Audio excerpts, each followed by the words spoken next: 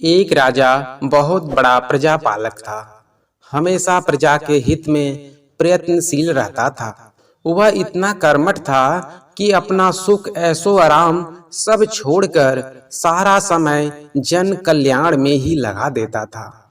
यहाँ तक कि जो मोक्ष का साधन है अर्थात भगवत भजन, उसके लिए भी वह समय नहीं निकाल पाता था। एक सुबह राजा वन की तरफ भ्रमण करने के लिए जा रहा था कि उसे एक देव के दर्शन हुए।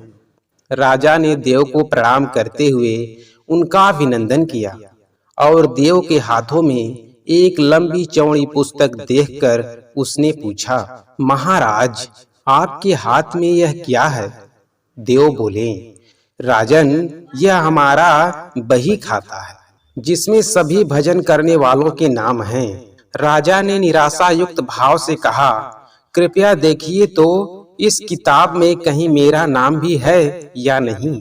देव महाराज किताब का एक एक पृष्ठ उलटने लगे, परंतु राजा का नाम कहीं भी नजर नहीं आया।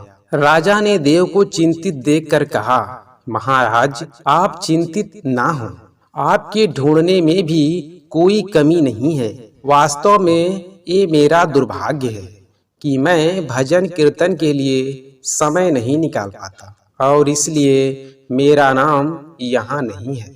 उस दिन राजा के मन में आत्मग्लानि सी उत्पन्न हुई, लेकिन इसके बावजूद उन्होंने इसे नजरअंदाज कर दिया और पुनः परोपकार की भावना लिए दूसरों की सेवा करने में लग गए।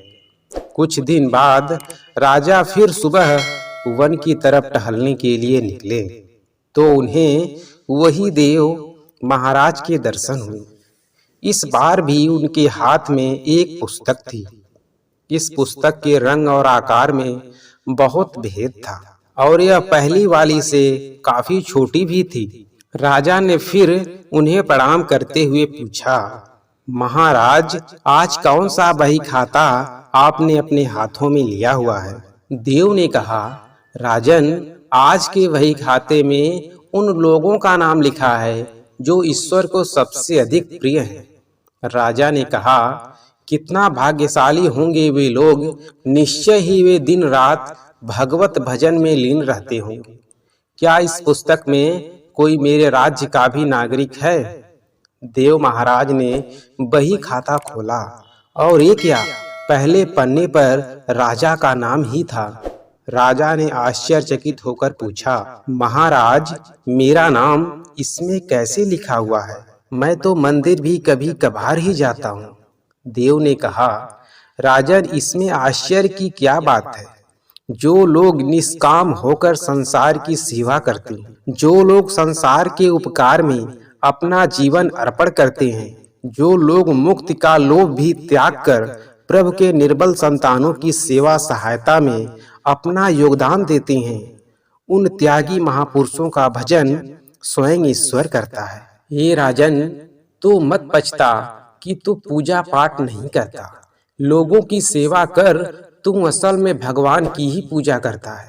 परोपकार और निस्वार्थ लोक सेवा किसी भी उपासना से बढ़कर है। देव ने वेदों का उदाहरण देते हुए कहा, कर्म करते हुए 100 वर्ष जीने की इच्छा करो तो कर्म बंधन में लुप्त हो जाओगे। राजन, भगवान दीन दयालु है, उन्हें खुशामद नहीं बल्कि आचरण भाता है। सच्ची भक्त तो यही है कि परोपकार करो, दीन दुखियों का हित साधन करो।